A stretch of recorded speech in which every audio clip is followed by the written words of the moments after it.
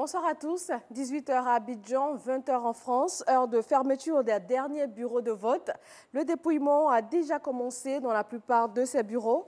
Les premières tendances sont attendues dans la soirée. Dans l'après-midi, le taux de participation était de 69,42%. Tous les bureaux de vote ont donc fermé. L'heure est au dépouillement et à l'attente des premiers chiffres. Ils sont bien loin de chez eux, mais qu'importe, les Français vivant en Côte d'Ivoire ont accompli leur devoir de citoyens. Ils sont près de 20 000 dans le pays et 13 000 inscrits sur les listes électorales. Le vote a eu lieu au consulat de France en Côte d'Ivoire. Herman Guivet y était ce matin.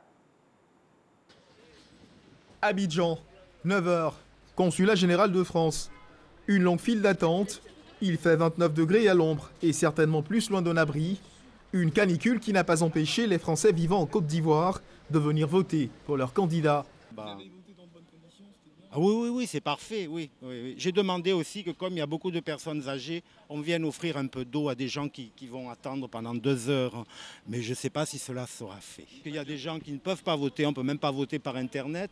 Et il y a des gens qui habitent en brousse. Comment voulez-vous qu'ils viennent ici? C'est pas possible. Donc il devrait y avoir un petit peu plus de bureaux de vote pour éviter ce genre de file d'attente, quoi. Vous avez voté ce matin dans de bonnes conditions? Excellente. On est prêt à recommencer. Surtout si on nous donne une glace là-bas, hein, parce qu'il fait chaud. Hein.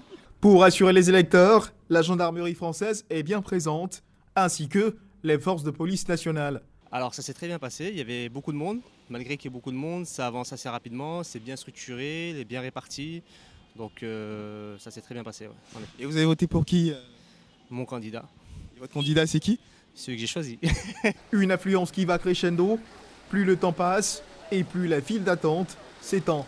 Selon les chiffres mis à notre disposition par le consulat, ils sont environ 18 000 ressortissants français à vivre en Côte d'Ivoire. Rappelons-le, 11 candidats sont en lice pour le premier tour de cette présidentielle. Lequel ou lesquels d'entre eux arriveront à tirer leur épingle du jeu? Les heures qui suivent devraient pouvoir permettre de répondre à cette question.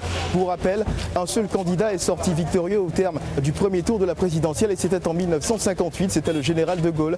Pour des raisons de sécurité, nous n'avons pas été autorisés à accéder à l'intérieur du bâtiment, mais comme vous avez pu le constater avec les témoignages des électeurs venant d'accomplir leur devoir des citoyens, l'engouement est certain et la satisfaction est totale.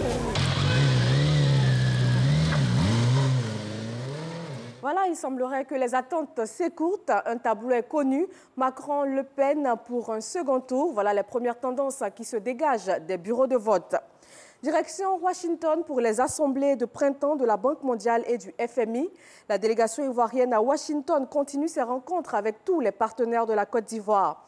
La France, le Japon, le Millennium Challenge Corporation ont tous affirmé leur volonté d'accompagner le pays dans la réalisation de ses projets de développement.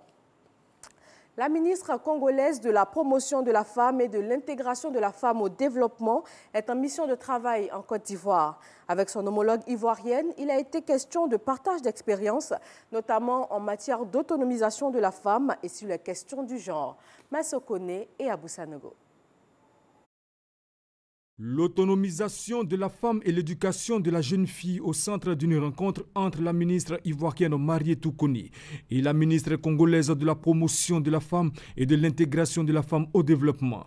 Les deux ministres ont pu échanger sur les réalités de leurs pays respectifs en matière de promotion du genre et la question de la parité dans les institutions. En République du Congo, plus de 80% des activités agricoles sont menées par les femmes. Et donc cela constitue pour nous une base très importante pour atteindre l'autosuffisance alimentaire. Nous avons tout dernièrement institué dans notre constitution, en son article 17, la loi sur la parité. Et aujourd'hui, cet avant-projet de loi sur la parité dans les fonctions électives, administratives et politiques a déjà été validé au niveau du Conseil de cabinet et qui est à la porte du Conseil des ministres. Si au Congo, la question de la parité semble être plutôt bien appliquée, en Côte d'Ivoire, les moyens sont mis en place pour y arriver véritablement. Pour la Côte d'Ivoire, la parité est inscrite mais n'est pas encore opérationnalisée. Alors qu'au Congo, elles sont à l'étape d'avant-projet qui existe déjà. Nous n'avons pas cet avant-projet. C'est maintenant que nous sommes en train de mettre en place le mécanisme pour avoir notre projet de loi sur la parité. Les membres de l'Alliance des femmes leaders du Côte d'Ivoire ont pris part à cette rencontre au cours de laquelle elles ont pu faire part de leurs actions sur le terrain. Cette visite de la ministre congolaise intervient dans le cadre du renforcement des liens de coopération et d'échange d'expériences entre les deux pays. Sur le plan sanitaire, au Burkina Faso, le paludisme a tué l'an dernier 4000 personnes, dont 3000 enfants. C'est la première cause de consultation, d'hospitalisation et aussi de décès selon le programme national de lutte contre le paludisme. Voilà pour ce Flash Info. Rappelons la principale information. Le tableau du second tour pour l'élection présidentielle française est connu. Il s'agit de Emmanuel Macron et Marine Le Pen. Merci de votre attention. À tout à l'heure, 20h.